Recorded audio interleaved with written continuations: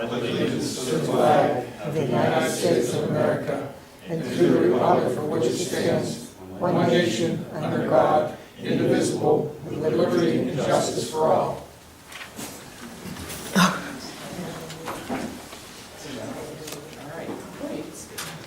Roll call. Mr. Amendola. Here. Mr. Kraus. Here. Ms. Perry. Ms. Glasser. Ms. Stamets. Here. Mr. Rosario. Here. Mr. Lavasser. Here. Mayor Bloom. Here. Solicitor Corbin. I'm here as well. Thank you. Move forward with the approval of the bills I'm list. here also, I did not hear my name. We got you. Yep. Hey, Alice. Hi, Alice. Everyone else.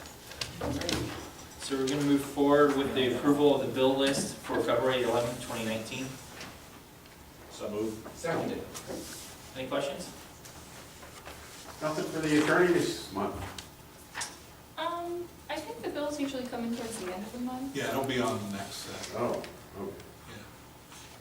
Yeah. I got an eye on you. Thanks. Oh my gosh. Alrighty. Any other comments? Move to approve. All in favor? Aye. All opposed? Moving to the approval of the minutes for January 28th, 2019. So moved. Seconded. Any questions, comments, concerns? Hearing none. All that approve? Aye. Aye. All that opposed? All right. Move forward with citizen comments. Is this, nobody signed up? Nobody signed up. All right. Nobody signed up for anything on the agenda or at the end of the meeting. Is everybody sure about that? All right. Move forward with the mayor's report. I have nothing to report this evening, Mr. President. Thank you, Mr. Mayor. Solicitor's report. Thank you, Mr. President. First is Recreation Board appointments and board size.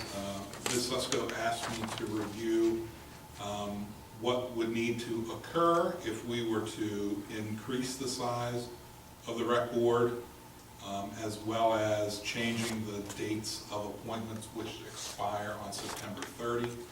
And I reviewed the Crafton Code of Ordinances, and we are permitted to increase the size of the rec board to up to 9 members. I think there's 7 now. And you would need to do that by ordinance. And if you wanted to change the terms, the expiration date on the terms, you would need to do that by ordinance as well, because the ordinance currently says that the terms expire on September 30. So I'm waiting that report. If there's anything council wants to do with it, let me know. So at this time, do we want to move to expand the rec board? Is this something that we'd like to do, maybe discuss during the committee reports? I move to expand the rec board. Well, you'd have to authorize me to prepare and advertise an ordinance to do just that. And I authorize exactly that. My motions are a little chunky. All right, so let's think about how you want to have that phrased, and we'll discuss it under the maybe under Parks and Rec. So do we have a motion No. on the table now? No, that was a motion. Okay. It was a moved and seconded. It's just discussion. Yeah. I didn't hear it wasn't moved and seconded, was it? There was no second. No. So at any rate, all right. So I just wanted to feel that's something we wanted to do tonight. All right. Anything else? Yeah, two other quick items. Next meeting on the 25th, the council will be considering the ordinance which adds the microbrewing use to our zoning ordinance. That will be on the 25th for a vote. And then lastly, after the meeting this evening, I need an executive session to discuss labor and a property issue, property acquisition issue. Okay. That's all I have. Thank you. Do we have a calendar out in our outlook for all the pending ordinances, and timelines, everything put together? I mean, I have those. They're not in Outlook That's that I all know posted about. on the website. So it's all, but it's, Those are all, we have like a section for legal notices. yeah, I just wanna make sure that it's maybe in the online calendar or something, so everybody can follow along. It's just transparent for everybody. Is that right? Yep. Okay. All right, moving on to the manager's report. All right, it's a little shorter this week, so we're getting there.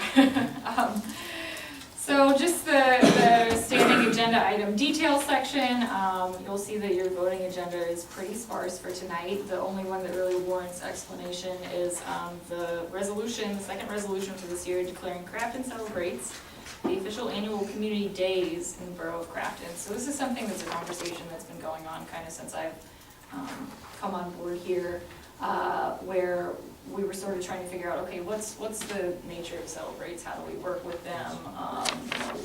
What is the history of the event? Where has it gone? How do they interface with the rec board? And so we kind of went back to the original resolution, which I think was in 1975, which created the very first event.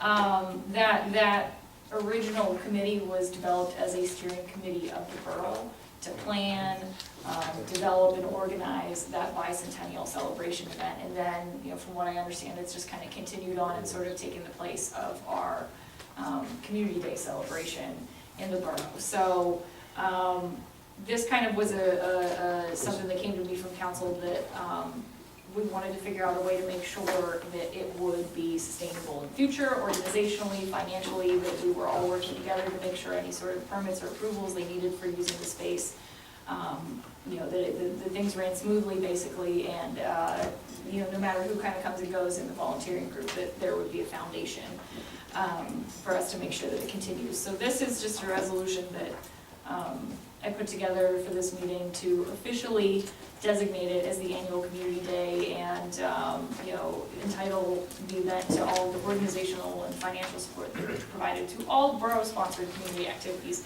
So if we have any further questions or discussion, maybe hang on until the motion section of the business agenda, but that's just kind of to give you a basis for where that's been coming from and kind of how we ended up here.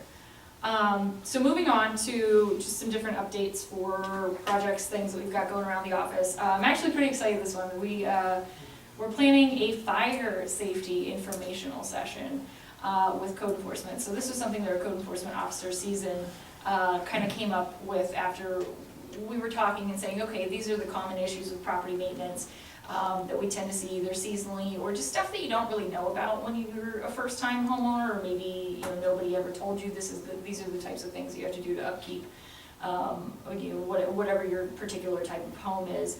And so we're kind of doing this test run of, okay, maybe we can put on some seminars that people can come, they would be free for the public, and they could learn about different issues, different ways to keep up your home, maybe different things that are good general knowledge items to have. So the first one that we put together is going to focus on fire safety, sort of from the perspective of what tends to come up in residential fire inspections. The one building inspector that we have, code official from BIU, that focuses on the residential and the rental properties is going to run the presentation. We've also invited Crafton's fire chief to attend or participate as he sees fit. So the date for that is March 27th, 7 o'clock in the evening in our community room. We're kind of just kicking around other ideas right now for future sessions, so feel free to shoot us an idea. Kind of the one that I thought of, as a recent first-time homeowner is, okay, what are all the weird sounds that my house is making, and which ones are problems versus which ones are just, my heating vents expanding in the winter. So, we're just kind of looking at stuff like that, maybe, how to maintain your siding, soften fascia, things like that. So again, feel free to shoot us some ideas, but this is going to be our first one that we're kicking off. Hopefully this will be a nice series that will give people, the opportunity to learn something about how to take care of their homes, so our code enforcement officer doesn't have to give you a call. Moving on to sort of the public works section of the updates, a couple different things under the sewer projects updates. So the first thing I wanted to mention is the Johnson and North Emily Street sewer repair. The residents that needed to provide access to the sewer line for this repair project via their property have been contacted. Official notification letters from Gateway should be going out this week. And bid opening and subsequent construction, we're expecting those to start, the bidding, and, the bid package will be ready in May, and then hopefully construction will start by the end of May. I don't know if the mayor would like to add anything about this? I've already received the notification from Gateway. Oh, they're quick. Came in the mail. I talked to the residents on Johnson Street and explained what was going on. I showed them the orange big drawing that we received, a smaller one that came in the mail. So they're everyone's aware of what's going to be going on, and whenever this project gets bid out. Yep. I think this is one of those ones that's been a long time coming, so I'm happy to see this one go in the ground. Update on the sewer separation projects. These are some presentations that we've been having the engineers come and provide with us periodically as they've gotten further in the design phase. So in the fall, we had sort of a workshop meeting with Alcosan where we presented all 9 of the project options that they've put together, just to kind of see, which ones they encouraged us to submit this year, which ones they might sort of fast track, because that's tends to be a good indication that they feel good about how it fits into their model to get you some grant funding.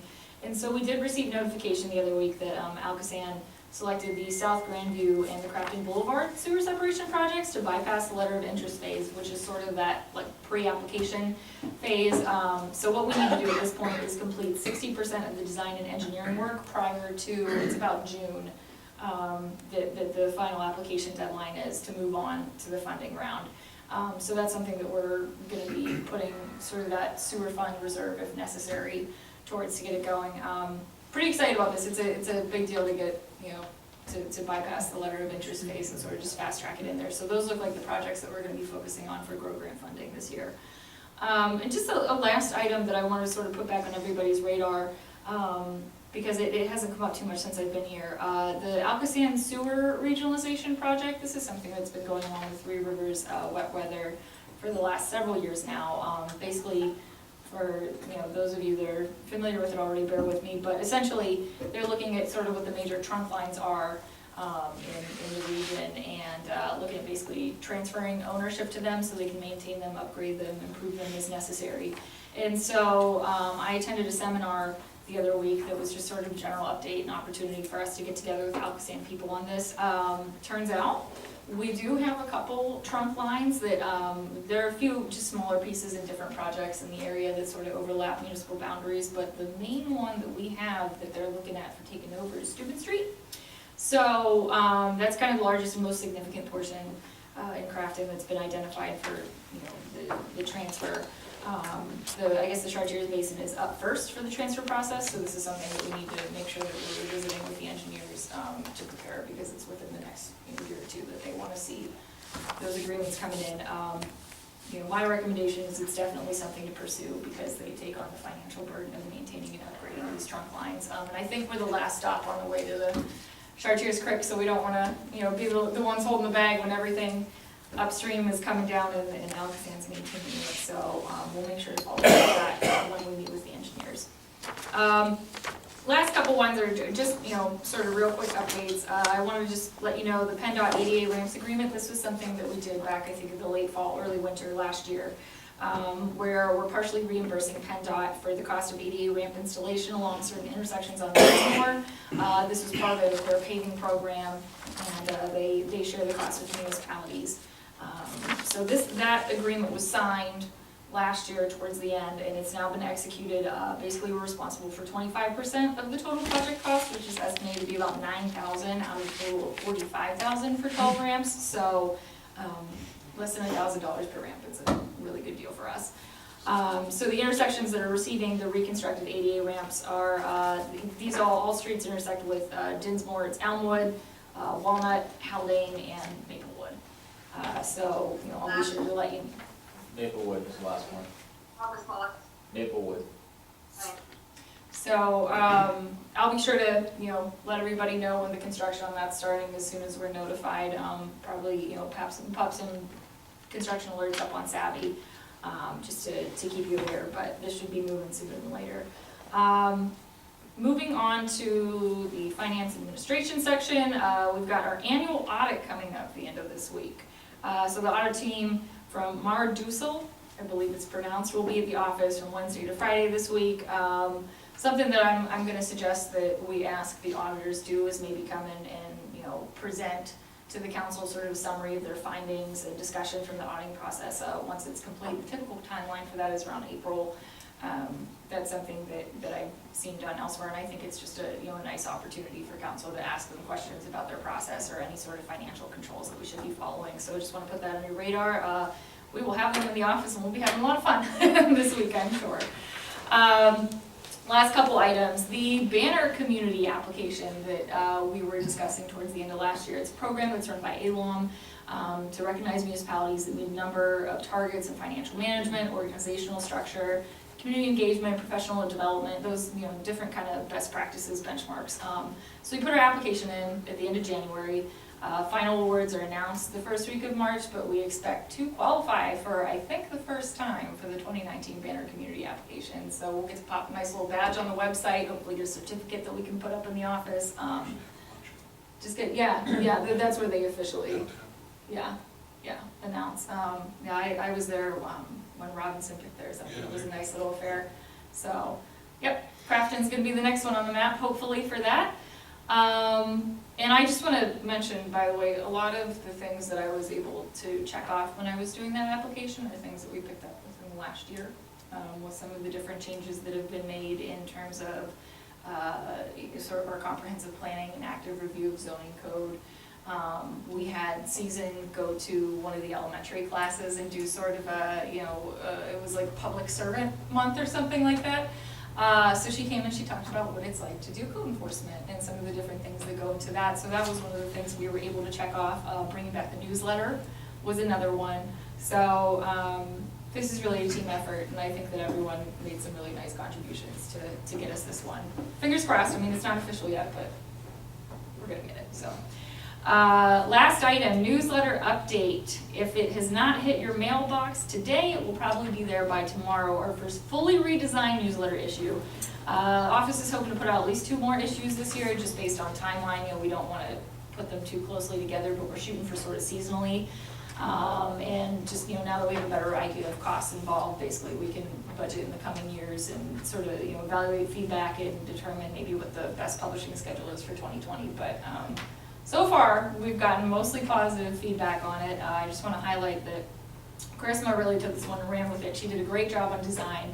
I brought in a couple newsletter examples, but otherwise her and Catherine spent some time sort of researching what other communities of our size do, what they look like, things to include, and turned it over to them. And all of a sudden, a month later, I've got a really nice newsletter template for all of us to pop our messages into. So they really did an awesome job with that. We got ours today, and my wife was reading it when I left the house. Good. She's eating tacos. That's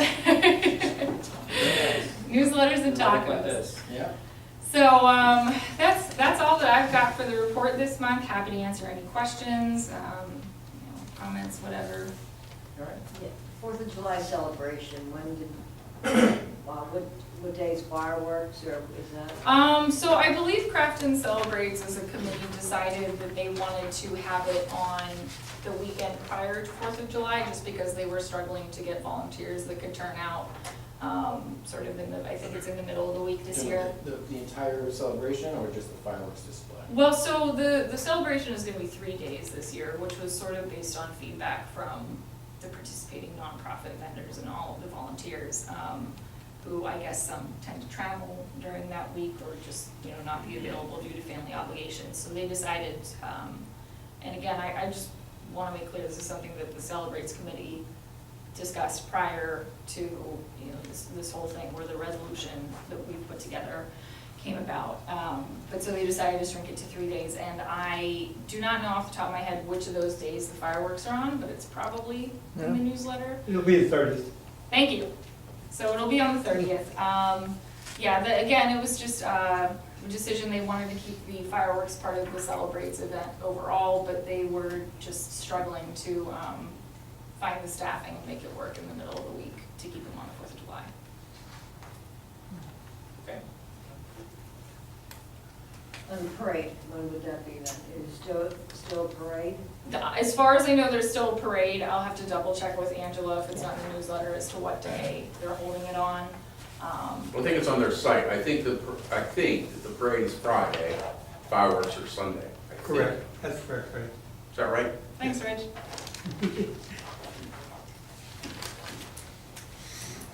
They have a Crafton celebration meeting coming here soon, I right? believe it's on Tuesday.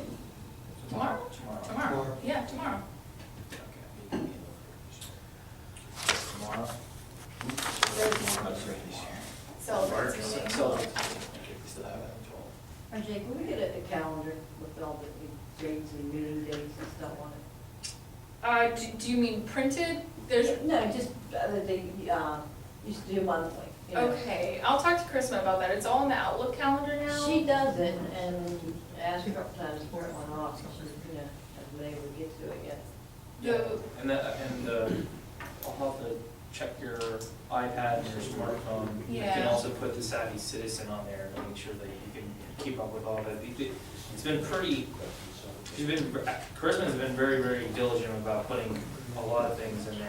And I synced it up with my Outlook, internal council Outlook calendar, and then the Outlook, the Savvy Citizen calendar synced up with the website and with the application. So if we're missing anything, we'll go through it, but hopefully. Yeah, I think maybe the paper calendar was phased out because we started putting those things on there, but we can always work with you to see if there's a way we can set it up so it's easy for you to get in your tab. Yeah, or your she phone. said she still prints it up for her, on the Okay, computer. I'll check with her. Okay. Sounds good. All right. Now, do you mind if I do? I'm done. Okay. Great job, thank you. All right, gonna move forward here. So this is the committee's report structure, so we're gonna go with administration. Abby's here representing administration, and you can present anything or bring anything to the floor that under administration. The manager basically stated a lot that we talked about at our meeting. The only thing she didn't mention though was just that our next meeting is coming up next week. And hopefully we're able to talk to Chris or interns though to get updates from him directly though about something he's working on and to make sure everything is taken care of on that. But Yeah. though she's kind of covered everything else we talked about already. Okay. And I think in regards to Chris, he's kind of just been taking that project that we discussed, I think it was at the last meeting, with getting that parcel map together, that we can sort of visualize the different conditions of the properties. He said that'd probably take him a couple weeks with the hours that he has allotted, so I would expect. Yeah, and Chris is the intern from CMU that's been working with the manager. And then, just as an aside, I knew the manager's been working with Paychex on a new payroll or a time management solution, so that's something Yeah. coming down the pipe. So, yeah, it's pretty similar from, I did a little bit of a software demo, it looks pretty slick to me, to be honest. They just sort of need to take some time to, set up the actual system that fit our needs, to figure out, how we enter, sort of like a summary hour from timesheets that we get from each of the departments, or like the crossing guards, I believe we get those through the police department. So it's just kind of figuring out how to port our current system over to the new one, give them the chance to demo it, make sure that everything works, isn't more complicated than it is before. I mean, I played around with the demo site a little bit, and they've got some nice sort of data analytics that you can see that I'm interested in anyway. So, yeah, we're gonna be moving forward with that. Okay. And I assume if we need anything in administration, we'll know well in advance. Yeah. So. Yeah. All right, great. Marcia with Parks and Rec. Just see if we can get some help to come in and do the fields in the park. The well in the shelter needs replaced, Okay. and the drainage at the girls softball field is still swamped down there. Yeah, the reserve field in the back where the sledding is. Yeah, I mean, that is a So- swamp. That's actually You a taking on swamp. Crafton Boulevard by the apartments? Yeah. Yeah. Yes. Well, they don't. Where the Yeah. kids sled ride? Yeah, where the kids sink into the swamp. I think it used to be an I had ice firsthand skating experience rink, that it's really perhaps? swampy there. Pardon? Was it used to, like, the pond used to turn into ice skating? 50 Did that years, Yes. 50 years it's been. It's Yeah. still a swamp, Yeah, everybody. it's still a small. We'll get it fixed this year. Yeah. Yeah. It was just always the school.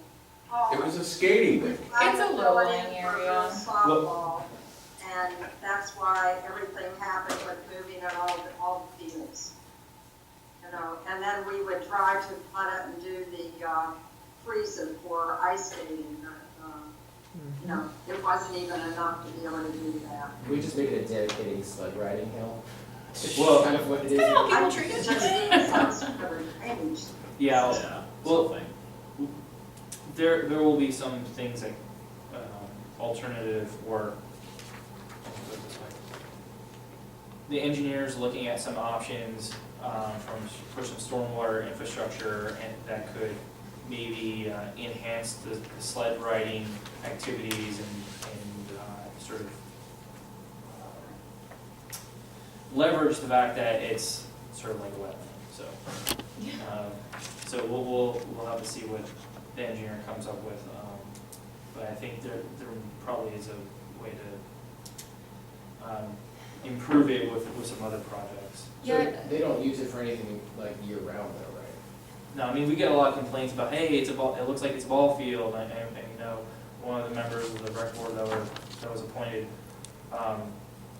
last meeting had made a lot of comments last year about that condition, and really, the public works director has just intended to remove the backstop and to really just make it a field until the time we find another use for it, you know, beyond the sled riding component. Where did all the blueprints go for the football field? Pardon? There were drawings done up for a football field. Oh, if you have those, I mean, bring them to the table and see if any of those plans have any viability in the future. I think that's, you can I'm definitely, just gonna ask, we have all that property down there, why are we not really trying to take something in hand and get it improved? That something could be done with using it as a ball field, even if somebody wants to have a picnic, get it done. I mean, we have this property, let's put it to use that the citizens can all use, not necessarily like just CIT or, you know, any of the organized organizations, but just the general public at Crafton. yeah, I would agree. We just have to deal with how we're gonna deal with the stormwater management situation. So once we figure out how to, Do something. yeah, once we deal with that, Let's do it. yeah, no, I agree, and I'm excited to see what the engineer has to bring to the table, because I think there's some options to help dry that area out and sort of deal with the stormwater issue at the same time. Yeah, in the summertime when it rains back there, as the mayor and Fred have already illuminated, I mean, it's literally swampy. I mean, you know. It's swampy right now. And we'll have to take a look at, you know, I don't know that much about the property, but if it's been like this for years and years, that may just sort of be the ecosystem of that area. I don't know. Yeah, well, sort what's of like going the for options is, are. I mean, because it probably has some hydrophilic soils, but it doesn't have the plants. And because it doesn't have the plants, you don't necessarily have to deal with all the wetlands issues. So it's developable, you can change it and not have to get into issues with DEP. So again, I just say, let's explore the options with the engineer, because there's other issues, and a lot of those water issues are actually coming off of Belvedere. It's all connected. So we have to, and it's coming off of, you know, backbone there. So if we're able to deal with those water issues, we probably are gonna be able to dry out that lower field, or raise some of the elevations. There's some interesting ideas that the engineer came up with. So I don't want to make this a public works or a public works conversation. I have another question for you, Marcia, with regards to the rec board and the reorg. We have another person that's showed interest, Elizabeth Palmer. I spoke with her last week. I spoke with a member of the rec board. You know, she passes with flying colors. We just have to see what we're going to do with that person that is essentially vacated, but we have to confirm that they vacated their seat. We got their address, by the way, so we're gonna be reaching out. And Steve, if you have a particular format of letter that you'd like to send to confirm. Yeah, and I've done this before with an elected official that did not take the oath of office, and there's a potential due process right. And so what I suggest is that we write a letter to this individual to say, you know, we haven't been able to reach you. If we don't hear from you by a certain date, council will proceed to remove you from the rec board. And then we can move forward and replace that individual. Just so they have an opportunity to say, hey, I didn't get any communications, I was in a hole and I'm out and I'd like to get involved, so. Okay. So that, I'll work with RJ on that, and we'll Okay. get that taken care of. All right, because hopefully by maybe the next meeting or two, we could fill that vacated Yeah, I seat. think- And then we still have to, and this is when we can talk about a motion to expand the rec board to 9 from 7. I have the motion ready, if you'd like me to present it now. I mean, working with you. Yeah, no, Your call, Mr. President. I would go ahead. All right, so I'm gonna make a motion to instruct Solicitor Corbel to draw up an ordinance to expand the rec board to 9 members and subsequently draw up an ordinance to allow for all terms of office to have consistent start and end dates. Second. Have we received any other interest other than this one person who's mentioned right now? I haven't received any other letters yet. No other letters. So is there a true need to expand it then? Yes, the rec board would like to see more members on the board. How many active members, I'm active, how many people would we have on the board right now? I know we have 7 seats total. We have 6 that we've been in contact when we're But that's how. for AWOL. Okay. Okay. But the rec board would like to see more involvement from various community groups, and just different demographics. Makes sense. Did I represent that correctly? Yeah. We have 2 rec board members here if we wanna pull them in at all. Would either of the rec board members that are present like to speak on the subject? Isn't there a public comment for a motion? Oh, yeah, There is. Yeah. There is. So this might be a good time for that then? Is first, there's a motion and a second, so is there any discussion by the board, by the council? Yeah, one more thing, can we make the senior dinners like Crafton Celebrate? Well, hold on. That's not part of the motion, unfortunately. Okay, I didn't know if Okay. that should be in with that or not. then. No, No, we're just talking about expanding the actual record, Yeah. that's all. So if there's no more comments on council, then we Oh. ask for public comment. Do you have any comment on, that's right? If you could speak in the microphone, Mr. Neiman, that'd be great. Yeah. It's been- Name and Oh, address. yeah, sorry, it's backwards. I saw that last Last time. week it was, no bueno. Roy Neiman, 102 Haldane, on the rec board. We talked about the expanding, and one of the issues I brought up was, or I shouldn't say the board talked about was the 2 additional members, as I understand it from prior council meetings, was to include like CIT, the Cougars, or the swim team, to bring them into the board. I currently was tasked with contacting these people. I've not heard, or I've only gotten one, no, actually, I don't have anybody to contact yet, but I took some action today from Catherine, or is it Kathy? Catherine, yeah. Catherine, that she's gonna get me numbers if she can.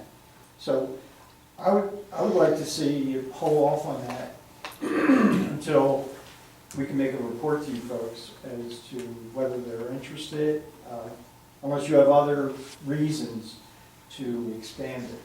But as I understand it, it was originally to include some of the sports teams. I could be wrong. That's the way it used to be, yeah, and then we got a report back, they gave us minutes to look at, that we knew what they were doing, football was coming up with, and CIT, things were going on with CIT. Yeah, personally, I'd like to see them involved. This is, Yeah. Okay. So just a note, I think it was a handful of years ago that we switched from having specific seats that were filled on the rec board to at large. So I attended the rec board meeting just, you know, since it was sort of the organizational kickoff one for 2019. Roy, you took great notes. Oh, thank you. So, I think part of the conversation is kind of, what was really important to the board was figuring out, you know, what exactly are the activities that we manage, organize, plan, and making sure that we understand the definition of things that are actual borough activities versus organizations that we can work with in the rec facilities. So like CIT, the Cougars, the swim team, those are not things that are funded by the borough or part of the borough as an organization, but it is good to get their feedback as to what our rec facilities can provide to them. So I don't know that, from what I heard when council asked Steve and I to, you know, discuss this, was necessarily specifically that the expansion was for adding, you know, a member of CIT or the Cougars or something like that, but more so the opportunity that, you know, we have several members that have been on there for a long time that have a lot of knowledge of what the historic activities of the rec board are, but we want to have the opportunity to also bring in some new people, some, you know, different perspectives and ideas and whatnot, and make sure that we have sort of the volunteer base to reach out to the different organizations and figure out what their needs are. So, I mean, that was sort of what my takeaway from that conversation. But, you know, if you have anything else to add, you or Wayne, please feel free to elaborate. Well, one thing I want to correct myself on, because I spoke about this, I think I did, or about the rec board was, I said oversight, Wayne corrected me, we're not really oversight of those teams. But I would really like to see more of the teams involved, myself. And that's part of, the reach out is, to them currently is, what are you doing, what do you need, the rec board's interested if we can help in any way, not to, you know, hey, you have to do this, you have to do that kind of thing. So, and that's what my charter is to do, so to speak.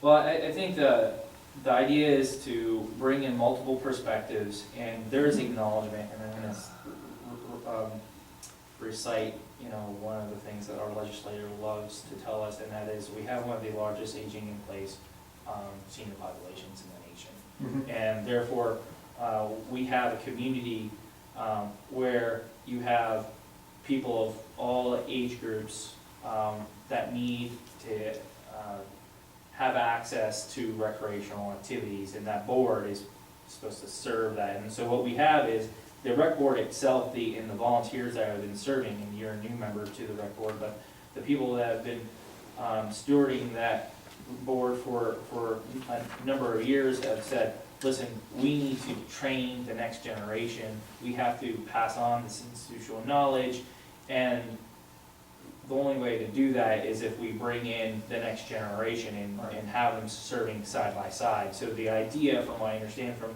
some of the senior members on that board, is to provide for that environment. So I think, you know, that's what I understood. That's why I asked that we move ahead with it, because I think it's pretty clear.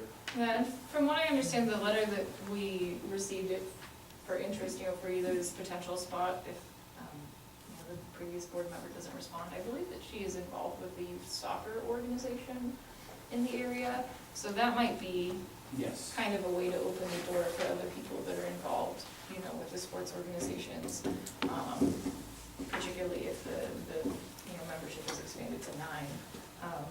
But again, you know, I think we have a really solid group from what I saw at the rec board meeting, and you know, they're definitely enthusiastic in pulling more people in. And to make you feel really good about, you know, people in your position and that want to see the athletics move forward, this one candidate said, since our son had an interest in playing soccer, we enrolled him in Carleton Soccer Association. I've been the secretary on the board for several years.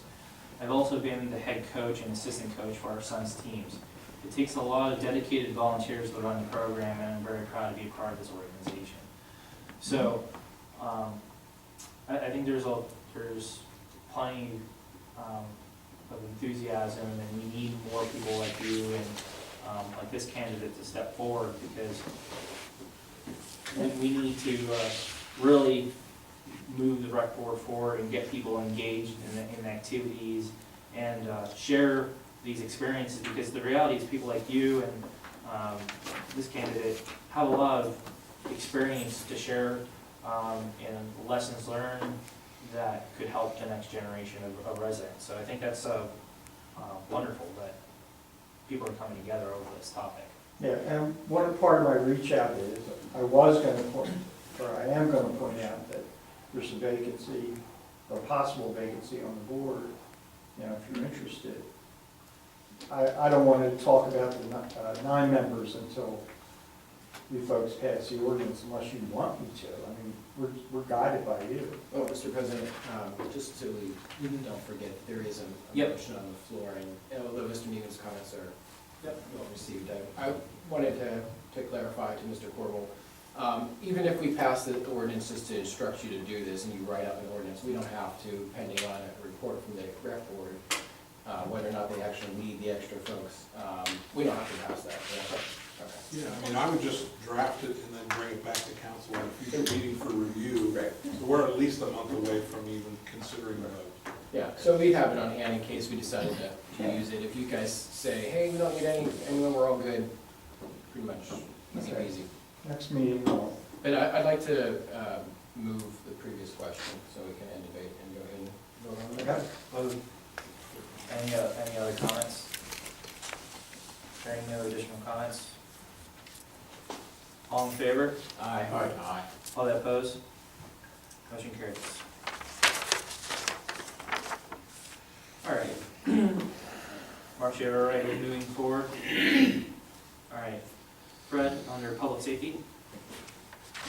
Just progress being made on the hiring of the 10th officer, and the paperwork is all in the hands of the Civil Service Commission. And I understand that they have to schedule a meeting, advertise it, and then sit down and have some discussions. And, you know, they'll get back to us as soon as they can. So there is progress going on. So, we have candidates? Yeah. Awesome, that's awesome. Great. The other thing I wanted to mention is I went to the Parks and Recreation meeting, and, you know, they reorganized and elected a couple of co-chairmans and all that, and it, you know, what you're all saying is, you know, basically there's a lot of baby boomers, you know, and we are the older people, but we need some of those millennials on that rec board to. Angela spoke about that at the rec board meeting. They're very excited about the rec board. They're moving all in the right direction. They need volunteers. Volunteers for the bicentennial. Crafton celebrates and volunteers. I don't want to embarrass anyone, but I only saw one guy volunteering down there last year. Oh, hey. Did you volunteer? Hey, I mean, around like 99-degree heat. Were you? Heck yeah. Okay, I didn't see you guys. You were hiding something. Hey. But I saw borough employees, you know, down there on their own time volunteering, and I was gonna make it, but I had to end up working, and I didn't do it. But I'm gonna do it this year for sure. Yeah, Brad did Volunteers or? Yeah, I even did the 5K in the 90-something below heat. Oh, well, good, okay. I missed it. I did not do that. I called him after the 5K. I didn't do the 5K. You called him.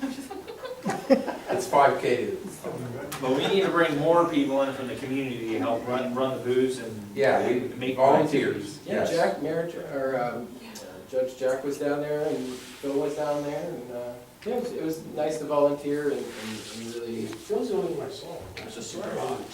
I didn't see him. That's okay. Angela had us hustling down Yeah, there. we were working that day very hard. All right. All right, is it, anything else? Steve's gonna volunteer this year. Yeah, sure. I can get one of the golf carts we used to have in Robinson. You know, I we love did the a ride 2-hour itself. shift where you No, just that's drove it. people around. Moving along. All right, we're gonna move forward to the Public Works Committee. So, we have a meeting scheduled in 2 weeks with engineer, I believe. 21st, I think.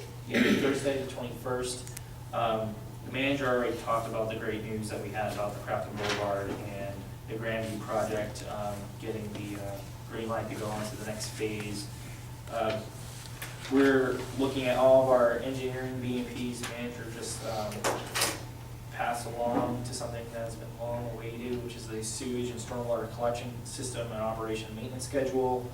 We're very exciting for all of us that want to know when all those drains have to be cleared out and what other regular or activities or events that trigger inspections. So There's a nice inlet map, all kinds of fun stuff, cleaning schedule, public works. and I'm sure this ties back to the GIS, and we Yes.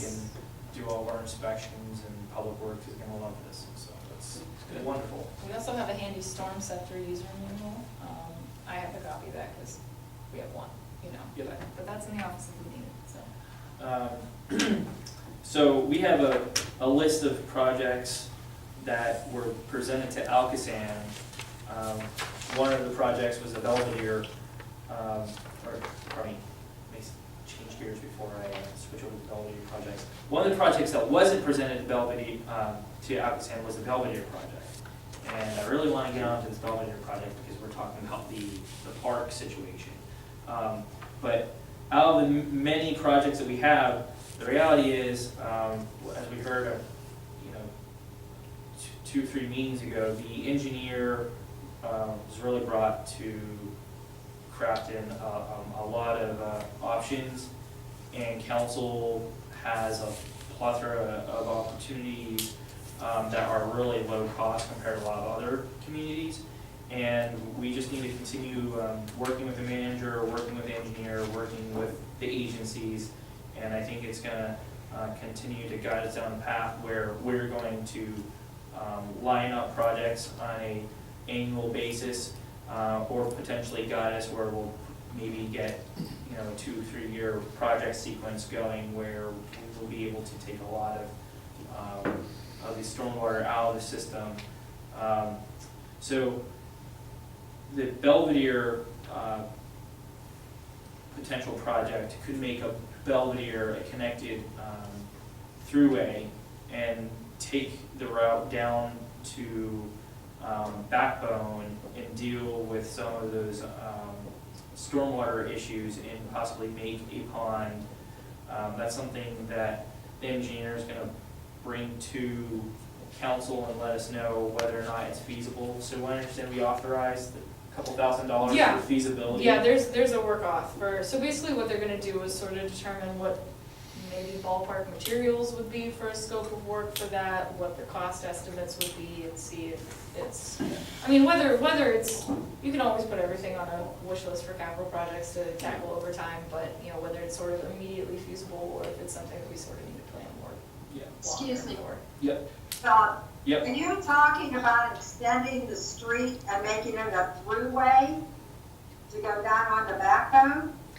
Yeah, it's a potential to connect it there and to redo all the sewers and the stormwater, and to redo the surfacing and put in, redo the brick, or put in a new paver system, or to do another surface. But they're looking at different options. Again, it's just conceptual. There's many conceptual areas, but I certainly hope I hope it is, because that would be a nightmare of that narrow street and connecting it and going back down on the Backbone Road. yeah, it's I mean, that road could almost be a one-way road. It would be a disaster. Living there, knowing how traffic is in. Yeah. When we had the repaving there on Church Hill, it was a nightmare because that had not been marked, that that was a dead-end street. Not until I was out there parading around that I get a sign there stating that that was a dead-end street. We had cars going up. It was like a racetrack going up through there. Yeah. It would be the biggest mistake ever, and to go down and through the park. No, Yeah, it's just a. That is my feeling, and I'd fight that until my last day on that street. Wow. Okay. Well, so at any rate, it's just a conceptual for a roadway surface over the stormwater, but the stormwater is the big Yeah, takeaway. just to jump in here, I mean, some of the things that the engineers are gonna do are gonna be conceptual, they're not just to delay members of council and the public. You have to talk into your speaker, because you're breaking up. Yeah. By going back. It's conceptual, Alice, I wouldn't worry about using your last breath on it quite yet, because we have a lot of time before anything like that would actually happen, so. I Yeah. think it's more along the lines of more of a what if, and if we, did something like that, what would it look like? Of course, it would come up for debate, I think we would debate it and look at the numbers and go from there. But, I can't. Yeah, so the idea is when we're looking at these projects is to figure out, we have a lot of complaints about the quality of the road surface, the integrity of the sewer lines, having the opportunity to maybe abandon sewer lines as sewer lines and repurpose them as stormwater lines and to put in new sewer lines. There's gonna be a lot of things that are gonna be presented to us, especially as technology has galloped forward here. There's a lot of different options for the borough now when we're dealing with these issues, but obviously we're gonna have you use a weighted decision matrix here as to what are the pros and cons to, let's say, connecting that, or maybe having a roundabout at the end to make it easier to turn around if some of that property becomes available. There's just different things to do. Maybe not take the water down through the park, maybe take it down over the hill, but there's just different options, and there's many options throughout the community. I've never heard of anything, I've never heard of anything that would be the worst introduction into this town. Not just because I live there, but it is because of the street that it is. Back when we should have had made a historical street, that I think it was missing one or two little components. But it's a place where the kids go down to the park. Yeah, and there's other, yeah, so at any rate, nothing's gonna happen, it's just conceptual. The biggest thing is to deal with the stormwater, so that's just one part of the community that we're looking at. And the manager approved of our work authorization to look at several other projects as well. Yeah, there were a couple that were requested from the Public Works Committee, did sort of a ride around with Gateway, took a look at the different corridors and things like that. So there were a couple projects that came out of those requests, and Gateway prepared basically conceptual work orders for those, so I went ahead and signed them and Yeah. see what comes out of them, I guess. Yeah, because another one is, let's say, the Sterrett corridor, that has issues that need to be addressed. A lot of concern came out last summer. We were looking at ways to separate the system so there's more capacity in the sewer line.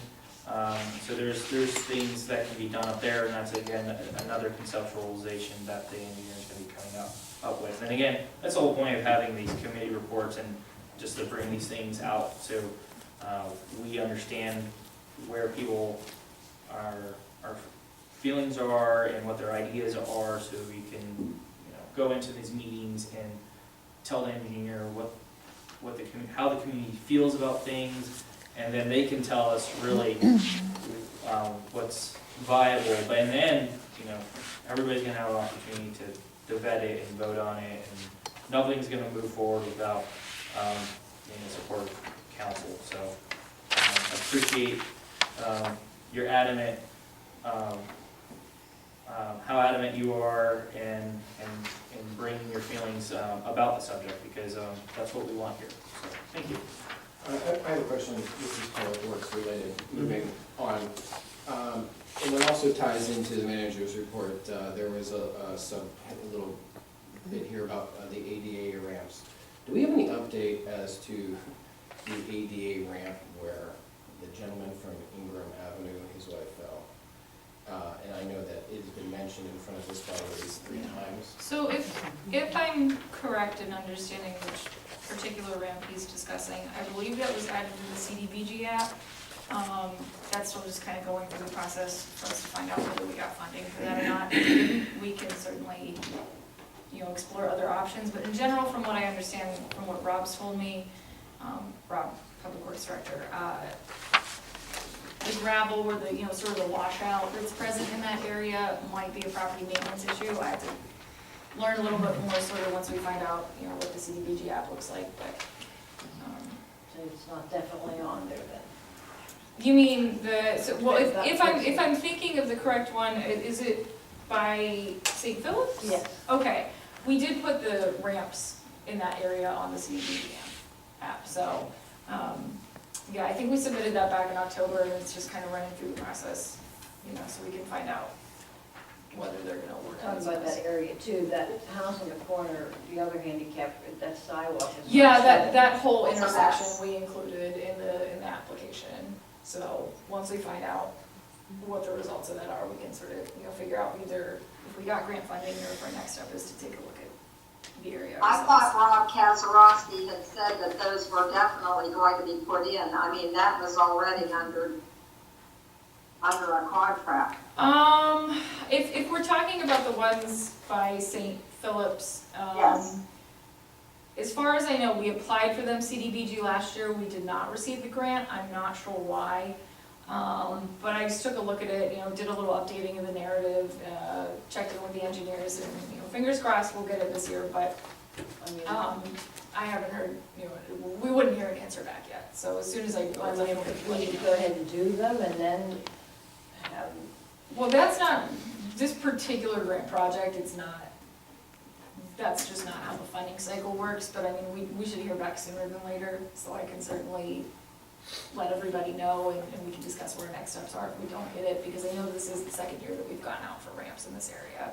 it's been 3 years. It's been like- Yeah, I mean, it's not really something that was included in the construction budget to just do entirely ourselves this year, because they aren't cheap, but,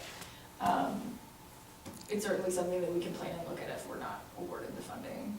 Because people in the high rise, they try to go down there all the time and they can't even get their scooters down there, or get out, can't get to the shopping center. So Alice, are you saying that you remember that Rob was gonna talk with the state about that? I thought that was going to Because that- happen because I personally had tried to maneuver a wheelchair around over there. You cannot do it. And I was under the understanding that, yes, that was being addressed and it was already on the agenda. Maybe I misunderstood that. I just. I was under the impression that there was gonna- I was under the understanding, and I felt that that was in the works already. I was under the impression of that also, that either the people that put it in, the state, or, if we've gotta take it by the horns and we need to fix it. I mean, it was under warranty, it didn't make the first winter when it started breaking apart. So I asked them to take a look at it then. With it being put in the winter, and then as soon as spring came, it was done. Well, then we could find out from Yeah, them. I'll check in with Rob, he's not here tonight, just If the because he was state's up. not gonna take Yeah. care of it, I mean, He was plowing all night, so I think Yeah. he's asleep right now. call our representative and see if Yeah. he can help us out. I mean, let's let the community block grant application go through the grant process and see what comes of that, because if we've got an open app, they're just gonna point back and say, okay, well, you applied for these funds to take a look at this intersection, so let's see what comes from that first, but. But they did check and see if it's not St. Philip's property, it does belong to the borough then? I'll have to, I mean, do you mean the sidewalk or the ramp That wouldn't be itself? theirs. No, We would have to take care of that. Their Or parking the lot's state. right, their parking lot's right there. Oh, yeah, but they wouldn't have anything to do with anything. general right? maintenance is typically a property owner responsibility, which may be what Rob was talking about with washout in that area, because I've seen at least, images of there being a lot of gravel and runoff sort of in that whole area, which, when I talked with the engineers, they said that there were some issues with, the way the curbs work with the water flow, how things wetlands drain in the area, so that may be contributing to the runoff, but I mean, that's something that was included in the CDBG app at least. So you're saying in the Oakland application, it's possible we're gonna receive these funds and It's then possible, we'll be able to yeah. fix it just with the X amount of funds we have? Yeah, there's a small match if we were to go. Okay. So the community grant application is not gonna be specifically for X, Y, and Z, it could be open-ended? Well, you did have to apply to specific ramps, but those ones are included Okay, in this year's app. all right. Thank you. Okay. I'm gonna move forward and close up committee reports.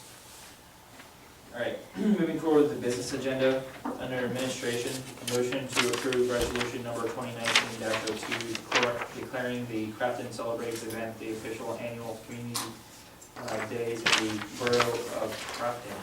So moved. Secondly. Any discussion? This is just to put Crafton Celebrates back in the rec board kind of thing, or is it just? Well, I mean, yes, sort of, it's what we've kind of discovered as I went back through the archives and the communication about Crafton Celebrates is that it has sort of always been an activity and that it was created by the borough. The steering committee was originally created to advise the council on a borough activity. But I think over the years, as it's sort of grown and changed, we got away from that. But because it's such a community tradition, it's really come to occupy the function of the community day. So we kind of just want to give it the official seal of approval, and make sure that it goes on for years to come. And there's other opportunities at state and county level for recognition and funding and different. Yes, that's a great point. So like on the Banner Community application, they ask specifically if you have like a community day type celebration. So I mean, I just said, yeah, Crafton Celebrates is it, because it is, but it would be good for us to have this resolution that really officially recognizes that. Well, Yes. I think it's always been official, it renews that commitment Yeah, and puts it yeah. in modern terms. Yeah, that's a good way to put it. Okay. Any other questions? Hearing none, all in favor? Aye. All opposed? Motion carries.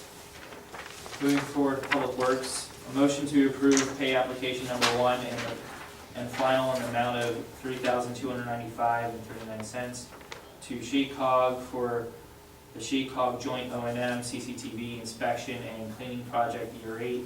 Payments for work completed as part of the joint bid that has been reviewed by the SHECOG's engineer and will be the final pay application for the project. So moved. Second. Any discussion? Hearing none, all in favor? Aye. All opposed? Motion carries. Moving forward, motion to approve pay application number 2 in the amount of $17,935.62 to SHECOG for the SHECOG Joint O&M Point Repair Project, Year 7. This payment is for the work completed as part of the joint bid that has been reviewed by SHECOG's engineer. So moved. Second. Any questions, comments? Hearing none, all in favor? Aye. All opposed? All right, moving toward discussion items, seeing no discussion items. I have something. Okay. I'd like to ask, we received an email today, the 11 of us, including the manager and the Public Works Director. I wanted to bring this to the attention of council if everyone hadn't looked at it yet. So do you want me to read this, or do you want me just to Which one summarize is it? this? Is this about the recycling, or is this about, No, there's more than one. No, there's. is this the, hold on, the Speed up on Crafton Boulevard Yeah. and The drive, the paper street. yeah, the okay. paper street. Yeah, Yeah, I just wanted to go over it again and get a clarification from the solicitor so that this could be out there on the record, so we're not emailing the resident back and forth, playing email tag. But essentially, the gentleman in question has 2 issues. One was some safety issues on Crafton Boulevard. And I guess my question is that borough, under borough? So- Or is it state? this or goes state back law? to something the mayor's brought up before, and that is, they don't have the ability to sit there with a radar gun and give tickets. Well, you're saying the police don't? The police don't. State police Local do. police do not You have a don't. radar in Pennsylvania. Use Vascar. All right, I don't want, the chief, the mayor and ready to know how that goes. That's, That, there are bills pending, but it hasn't it's, passed. they're every year, and they die every year, and I don't know why. Pennsylvania's the only state in the union that doesn't have radar. Only state. And we don't, and they don't have liquor stores either, so we're backwards. Pennsylvania's always been backwards, never changed.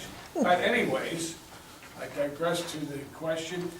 We'll ask Rob to get the speed limit sign posted, do a traffic study versus on the speed limit, on the speed monitor, and see what it comes back. I have not seen that email, Yeah. so I'll read it, so we don't take up too much time. Yeah, thank you. And, Well, the I'll gentleman, get the back to gentleman you. in question, I believe, lives, like, his house is the guardrail, Yeah, like, sits back off that guardrail there.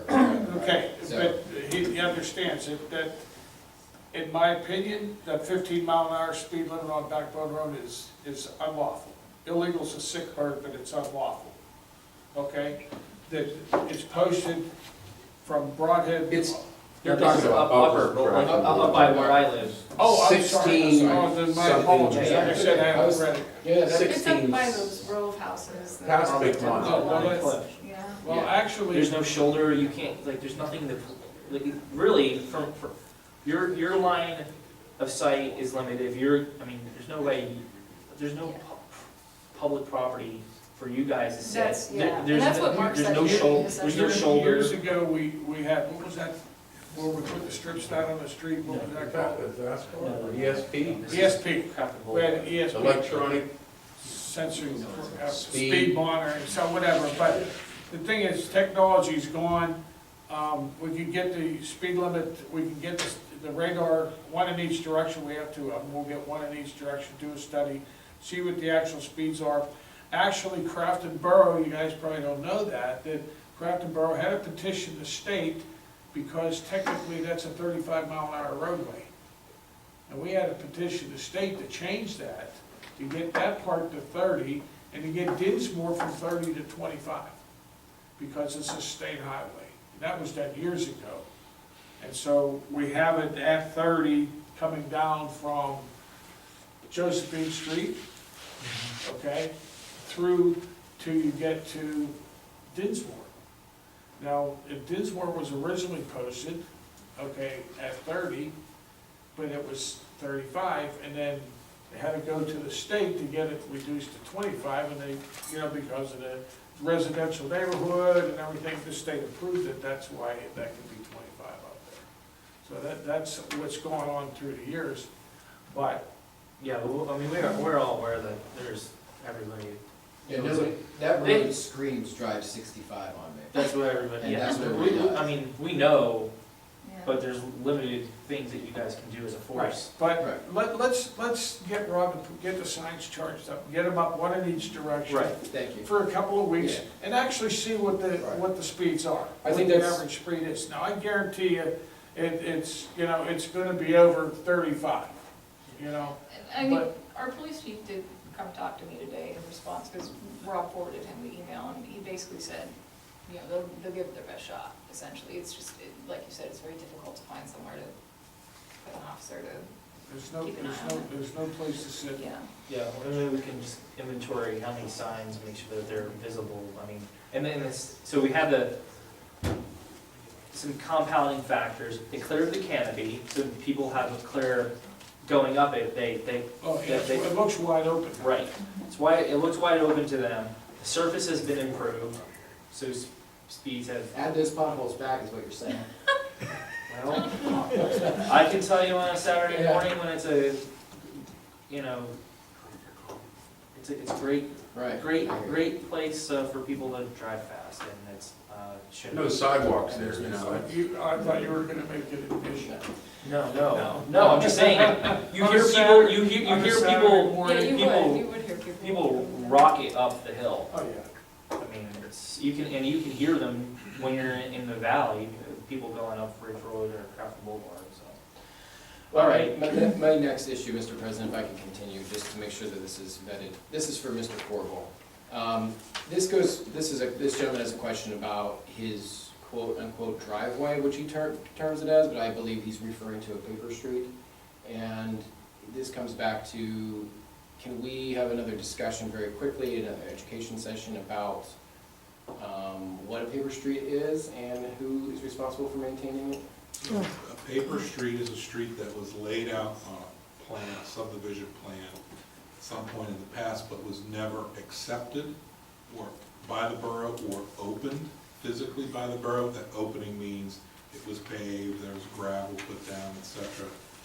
Nor has it been maintained by the borough. And under the law of paper streets, if the borough doesn't accept it or open it within 21 years of the plan, the paper street reverts to the adjacent property owners at the center line. That's the divide. Okay, so, Mr. President, can we make sure that we have Rob look into this issue for this gentleman about Yeah, something? to me, it's pretty black and white issue. Did the borough open it? Did the borough maintain it? When was the last time the borough did anything? And that, I think that's what we need to ask Rob, and then put that before the solicitor so they can have a conversation and then come back to us with. It's a factual scenario. If there's some, if there may have been an opening or some maintenance at some point, we have to look at that. Yeah, no, totally, I totally get it, I just want to make sure that we kind of clarified it again, and then discussed it since the gentleman wasn't here to Yeah. make his point. So, we should just get heard. Rob answered that. Oh, Yeah, you did. Yeah. Yeah, to my knowledge, his This- perspective is that it's a paper street and we don't maintain it. Yeah, he wrote, regarding the gravel driveway mentioned in this communication, on paper is a continuation of Underhill Street. Constructed portion of Underhill ends at Maplewood. On paper, Underhill extends from Maplewood to a point off Crafton Boulevard near Elmwood. The borough did not place or purchase the gravel placed on this paper street. It was purchased and placed by private parties. Sounds pretty clear to me. Thank you. We'll make contact with the resident. Great, thank you. The other issue, I mean, we do have to deal with the stormwater issue. I mean, regardless if the stormwater, if it's coming off the property line, if it's entering our roadway, we do have to deal with that. And then, there's obviously EMS control issues, and we don't want their gravel entering our sewer system. So we have some homework and some issues to deal with there, and we will address those in kind, so. All right. Any other issues? I don't see any community announcements. Doesn't have anything additional. And we are going to be having an executive session at the close of the meeting. Any additional citizen comments? I don't see any on the list. Ms. Lehman? Can I? Yeah. Oh, okay.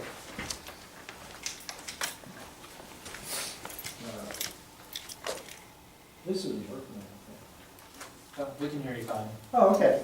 Roy Neiman, Warren through Haldane. In regards to the faux baseball field that you folks were talking about, that's really a marshland. Water table's really high on that place. And, CIT throws the T-ball people over there. I know from my stepson having to use it. This is a disgrace to a baseball field. And you're not encouraging T-ball parents to play baseball because they're treating the T-ball kids as an afterthought. And really, that's the minors, the real sub-minors. You want to get the kids involved. And it's I don't know whether it's under park or recreation board or not. Sounds like it. Okay, we did, I don't know, I can't say if we discussed it or not. But what I really wanted to do, and I'm talking strictly as a citizen, it's a wetland. And Well, it's not a wetland. It, by definition, is not a wetland. Are you sure? Yeah, Because, I am very sure it's not a wetland. okay, well, We're joking about when everybody's saying that, but it's categorically not a wetland, and I will not say it's not a wetland. no, I believe you. It is a area that gets wet. but it's not a wetland. There are, That's a technical Looks like a term. small. wetlands is defined by the DEP and by the EPA. That's not a Yeah, wetland. That's actually what I wanted to find It's out. not a wetland. Yeah, It's a that's- DEP yeah. rule, right? Okay, no worries, I just wanted to know. There was a thing brought up about removing it as a baseball field. And one of the things that was mentioned is possibly making a deck hockey place there to involve more kids in more sports. Yeah, no, it sounds like there's a lot of ideas out there, and now that you have a seat on the board, I expect to see reports from you and the board as to what recommendations you have for this council, and to actually maybe find some resources. Deck hockey would be great. There are a lot of children that love the Penguins that would love to have that opportunity. There was it Brentwood or Edgewood who's got deck hockey. Maybe pardon? Brentwood, which is recent, right? Maybe we could go after some funds, maybe find some donors.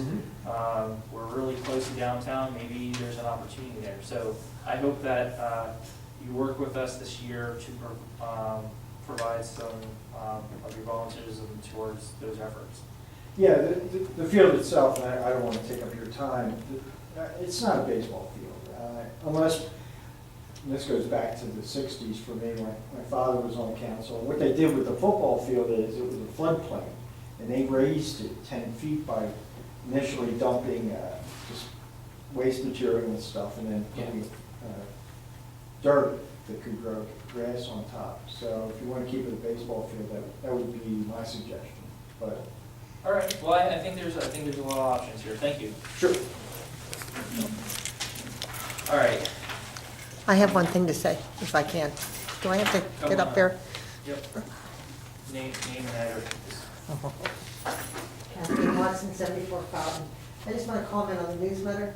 I received mine yesterday, and I really enjoyed reading it. The way the mayor and the manager sees it. It was kind of more personalized, reading it, knowing that it actually came from him and actually came from you. I just want to let you know that. Thanks. And now that you're going to have Crafton Celebrate just for 3 days, there's so many people that come to Crafton to see our fireworks.